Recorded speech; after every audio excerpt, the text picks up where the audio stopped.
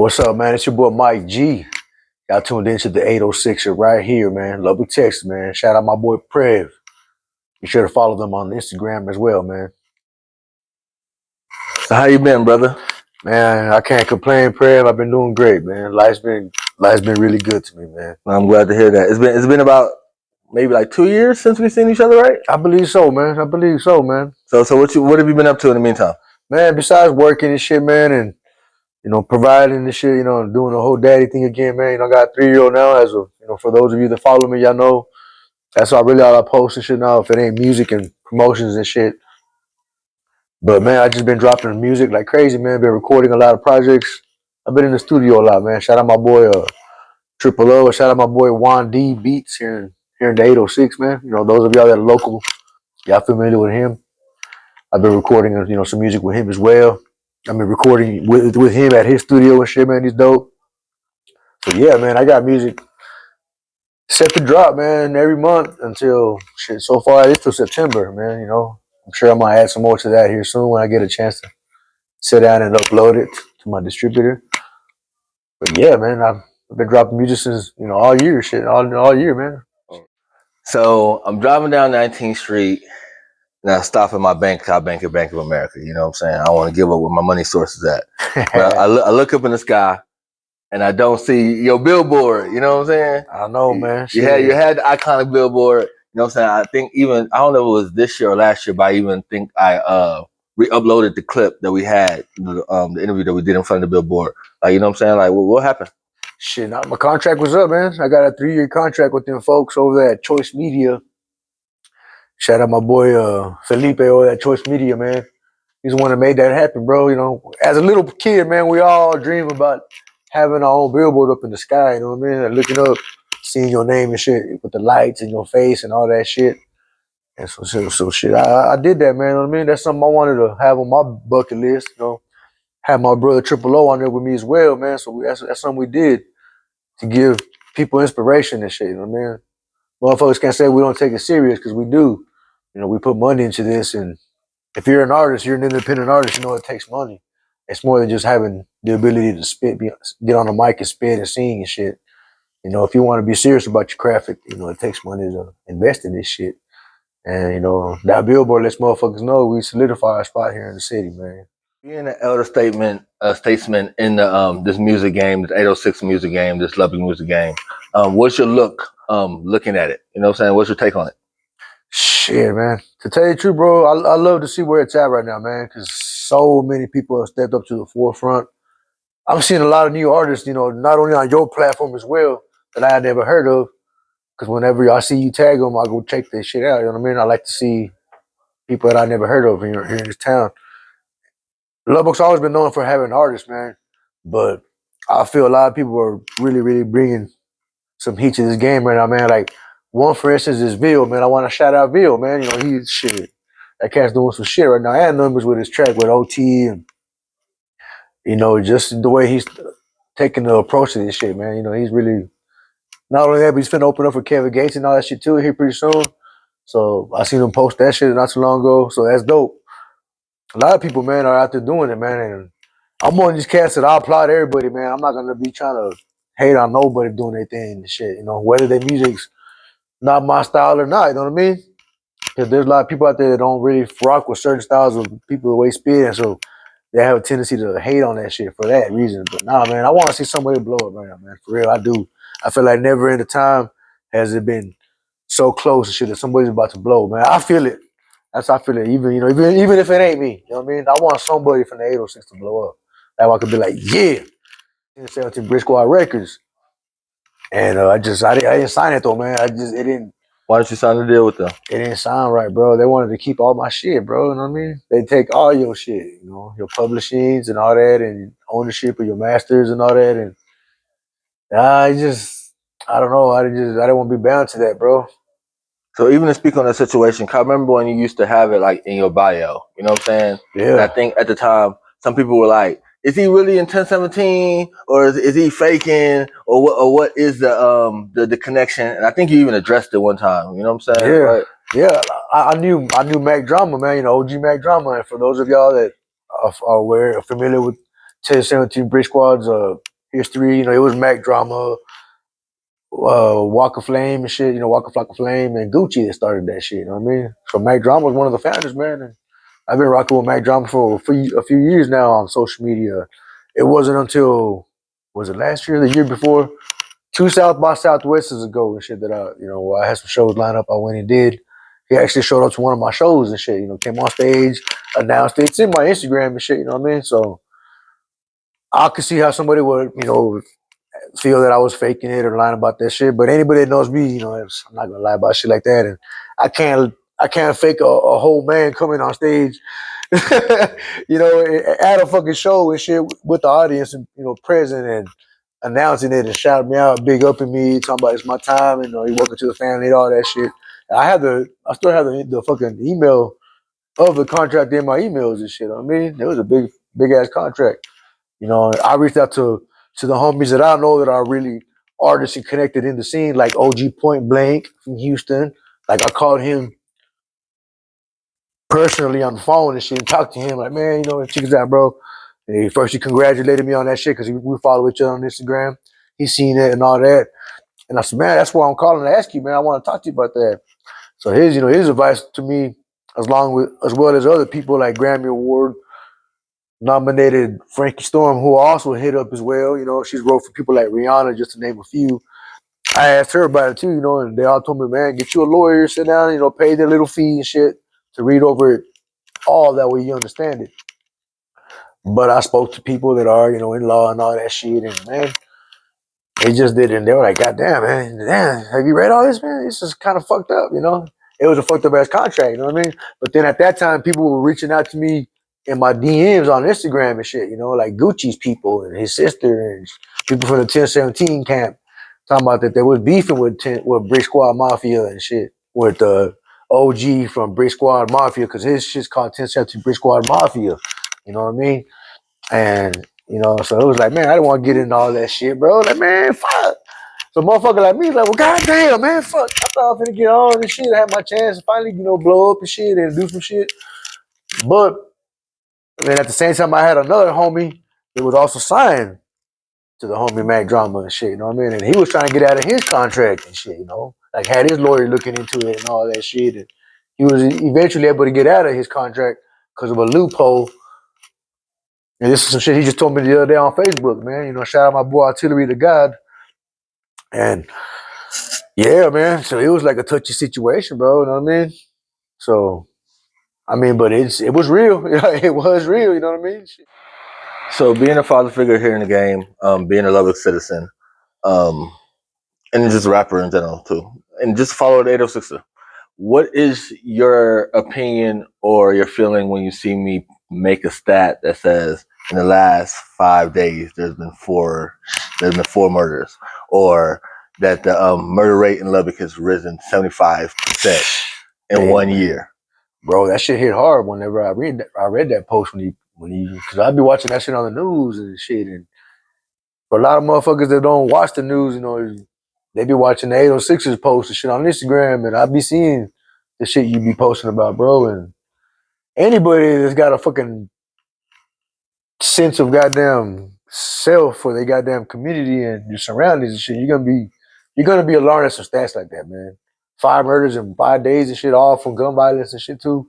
I believe the detail was shit. That's something that's gotta change, man. And that's gonna take a lot. It's gonna take a village, to correct that type of shit, because motherfuckers be acting up, bro. You know what I mean?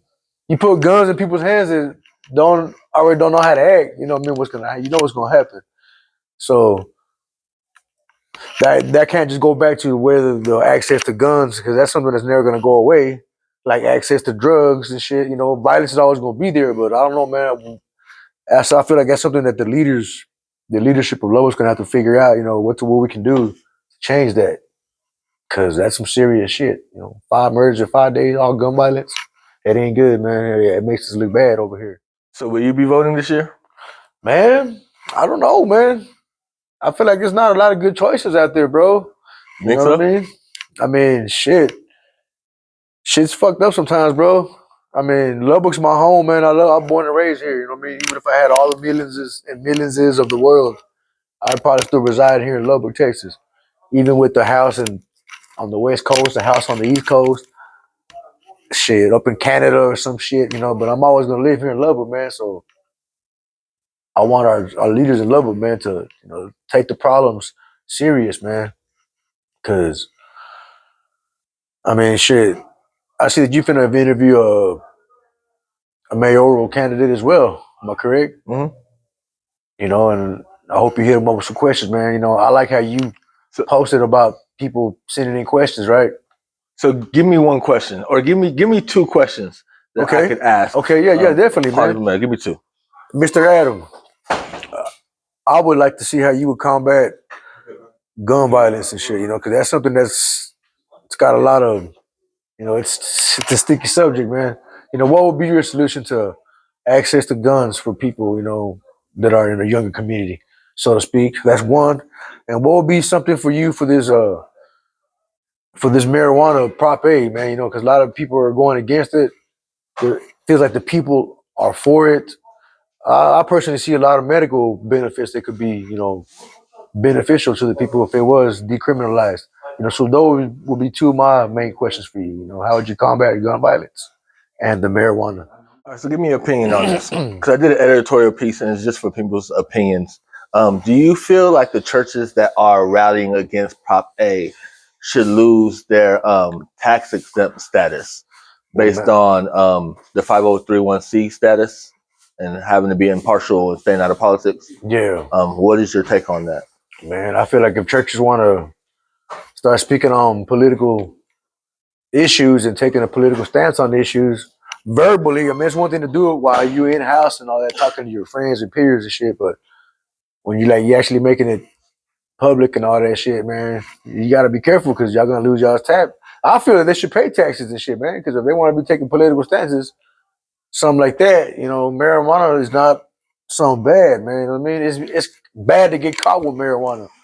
That's what's bad and shit. You lose your jobs, probation, they take away your license.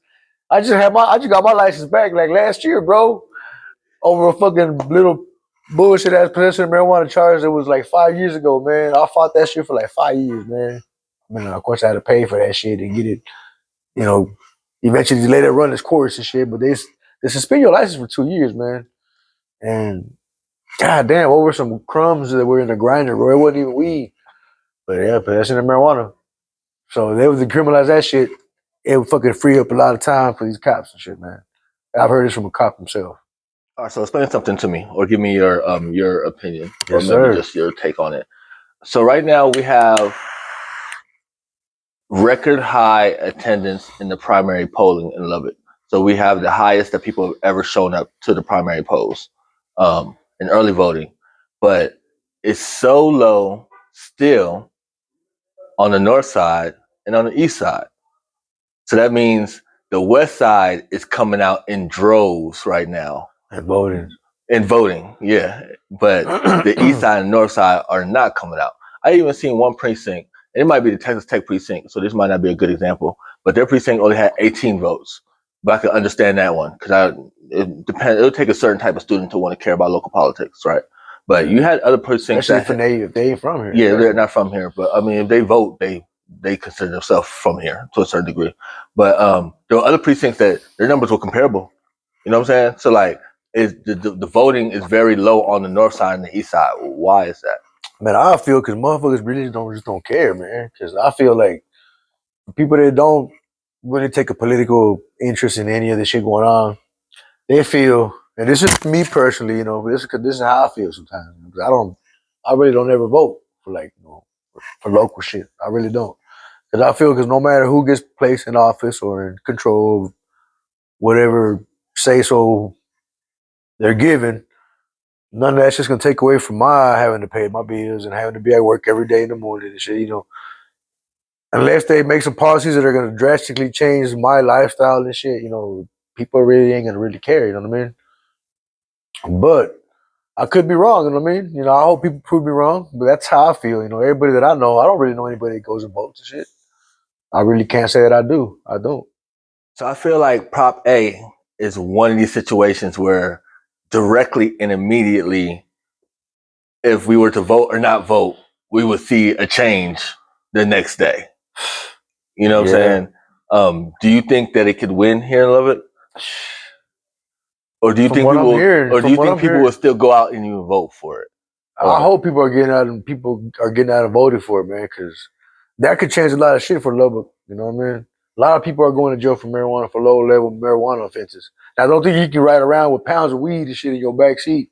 Think nothing's gonna happen to you if this shit does pass. You know what I mean? Because I believe it's like a quarter bag or some shit, right? It's like you can have an ounce or 2 ounces or something like that. And in some states, you know, you're able to fly with up to 2 ounces of marijuana if you're flying in the same state. You know what I mean? Not out of state, but you know, I hope and pray someday Lubbock gets to that. Texas in general gets to that fucking level, but it even being on the table to get voted for it to be decriminalized in Lubbock is something major, man. You know, so the people that have been fighting, like the Hub City Normal, you know, shout out to everybody's making that movement big. Yvette Nichols has been on the forefront for that movement. We just had the 420 Fest last weekend. You know what I mean? I went and performed out there. And, you know, they be talking about Prop A, man. Go out and vote for Prop A. So if you're a marijuana smoker and shit, or if you got people that need marijuana for medical reasons, or you just like to smoke weed, man, you know, if you ain't out there fucking up, go out and vote for Prop A, because we could really change the course of history for Lubbock. It's your blend. That shit is dope, man. Check this out, man. So I'm about to open up these Death Row Records signature series gummies that I got from the homie John over here at the Smoke Shop Guys on 2119 50th Street in Lubbock, Texas, baby. Shit, finna fuck him up. Yeah, look at that. Let's see what it says. See what it is.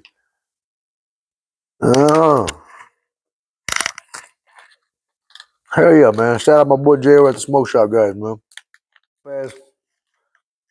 Infamous Death Row Records logo on the front. This shit is dope. This is the watermelon flavor, man. And they fucking good as hell. Finna eat another one. You gotta let them know if they work, though. Well, we finna find out here in a few minutes, man. You gotta, because with gummies, for any of y'all that know, it take about 30 minutes to hit. At least 20, 30 minutes. But I'm finna eat another one. So bringing it back to the music, I had thought that you quit doing music. You stopped. Man, I just took a break from social media, man. Like, for real. And I'll tell y'all why.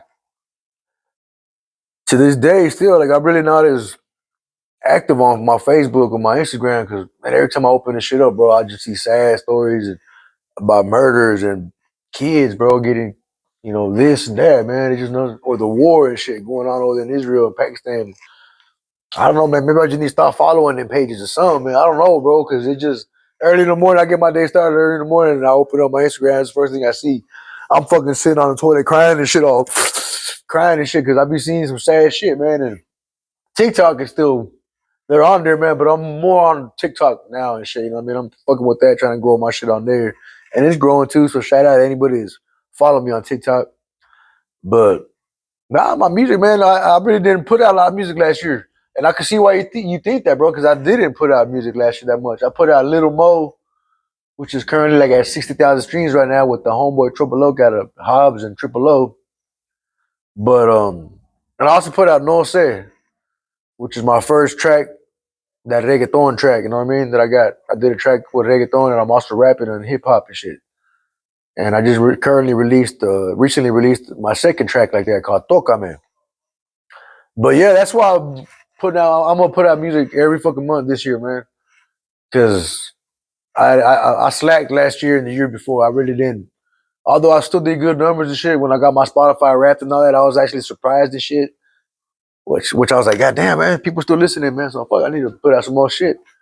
But yeah, man, I'm on it like a motherfucker this year, man. I'm putting out more music, definitely recording more shit. I got another track that I'm currently working on with GT Garza and the homie Lil C out of La Mesa, Texas. Man, so that's, you know, the track that I got with GT Garza. I just released a track with GT Garza and Triple O 2 months ago called Why, out on all platforms. It's currently sitting at about 25,000 streams on Spotify, man. So if y'all have heard that shit, shout out to y'all. Thank y'all. Add it to y'all's playlist, man. But nah, man, my G ain't gone nowhere. I'm still here. I just been enjoying my time as a father, bro. I really have, man. That's what it is. I get off of work and I just chill with my little boy, and before I know it, it's midnight, man, because I'm chilling with my baby, man, and I love it. The only place that I do leave when I leave the house is to go to the studio or go perform somewhere or go work. That's really all I'm doing, man. I ain't got time to be fucking around, man. I hope a lot of people are on that type of shit too. You know what I mean? Because a lot of that shit. So on our way out, let us know what Amy O meant to the community and meant to you. You did perform yesterday at her balloon release ceremony that we did. So, but go ahead and speak about that. Yeah, man. Shout out to people that showed up over there and made that happen, man. I definitely want to give a special shout out to Jonathan Gonzalez from Rockin' J Media, man. That's who put me on, let me perform, he got it set up for me to perform and shit. And that was just last minute thing, bro. I talked to him like literally yesterday evening when I got off of work. Or not yesterday, the day before the event. And Amy O, man, I met her several years ago when I first started releasing music. I think when I first released my first single, I met her at an event as well, And man, she was a cool person. She was down in earth, man. Cause everybody heard Amy O on the radio, man. You know what I mean?